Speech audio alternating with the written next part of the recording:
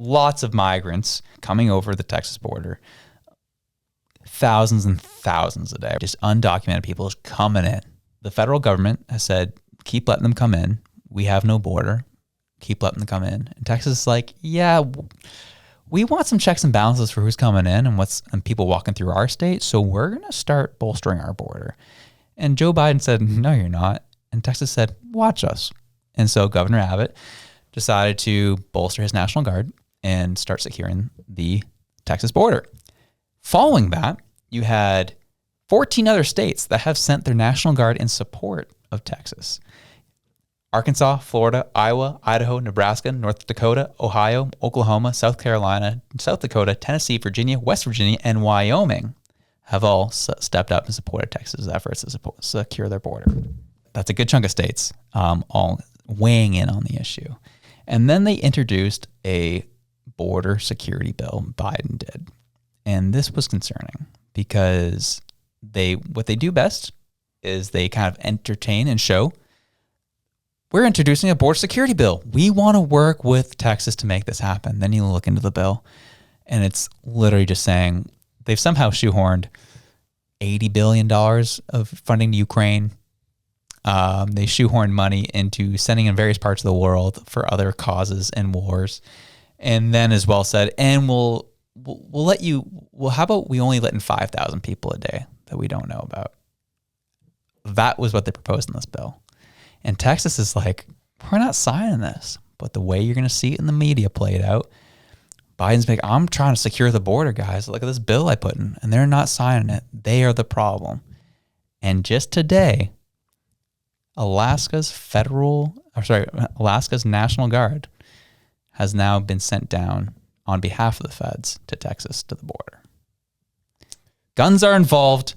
And I'm terrified for what this means because obviously it's an American thing, but it affects us in a huge way up here as well. And it's not good.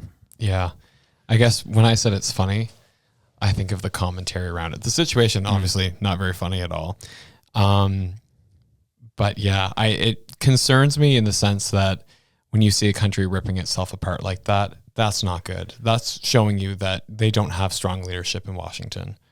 You got Sleepy Joe there who is just trying to eat a bowl of ice cream and stand up straight. You need a strong leader, and it's not him.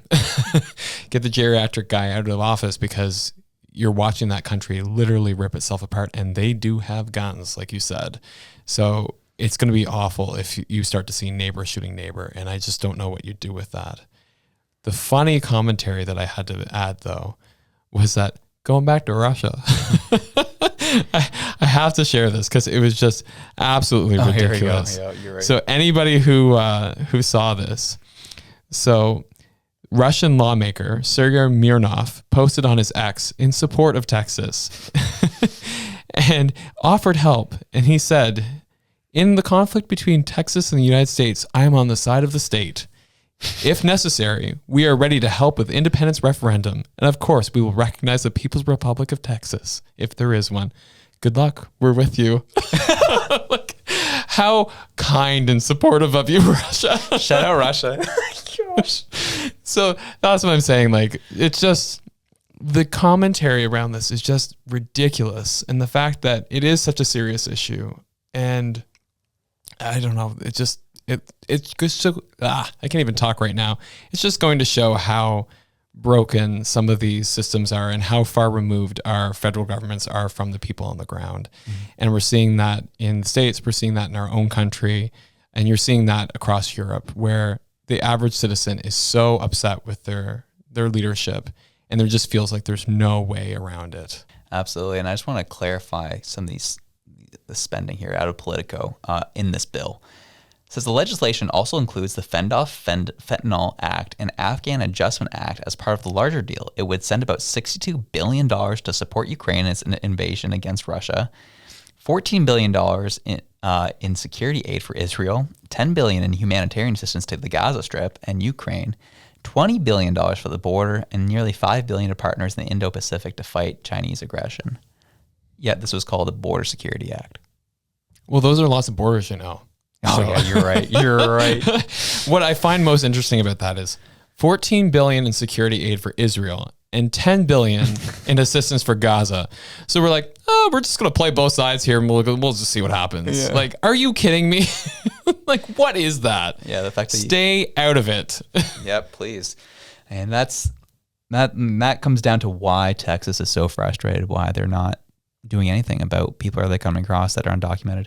And there's other parts of that bill, which is what got people their backs straight up, is essentially what it allows. If they sign this into law, anyone who crosses illegally into America automatically be allowed to apply for citizenship immediately. Essentially making their illegal act legal. And that's why they're just like, we're not doing this. So do with that what you will. Keep an eye on it. I think it's really important to Canadians to keep an eye on what's going on down there, because you have obviously all these issues happening around the globe. Have seen these issues down in Texas. Texas is not standing down. Neither are 14 other states. They're not standing down. And the feds are not standing down either. And they're going to use the media to their advantage to try and get people on their side.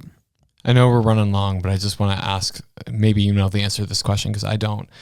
Why are they coming to Texas in the first place? Like, we can talk all day about the fact that, you know, we've got all these people that are migrating into Texas from wherever. So the question I have is, where are they coming from? Why are they coming from there? And why can't they return to there? Why is it that they felt that they needed to leave wherever they were in the amounts that we're seeing?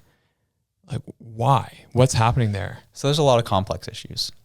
They've come from a variety of different countries in South America, but as well, China has been sending people over as well to get into these South American countries to then migrate up. And the issue you're running into is you have a administration who's been very vocal, like, we'll take anybody and everybody. We have sanctuary cities. You know, you'll have the American dream. Come. And that was obviously the meme of, you know, Kamala Harris saying, don't come. Well, since then, they've done a lot of interviews saying we'll take anybody and everybody. And so that's a big reason why you're seeing people come up. They hear, and it kind of goes back to the whole survey of Canada, that we're the most desirable place to be. Anyone who actually, and then they get to Canada and realize, oh, this place kind of sucks. That's kind of what's happening. It was like the American dream is still a very marketable asset in a lot of these countries. They don't want to be where they are.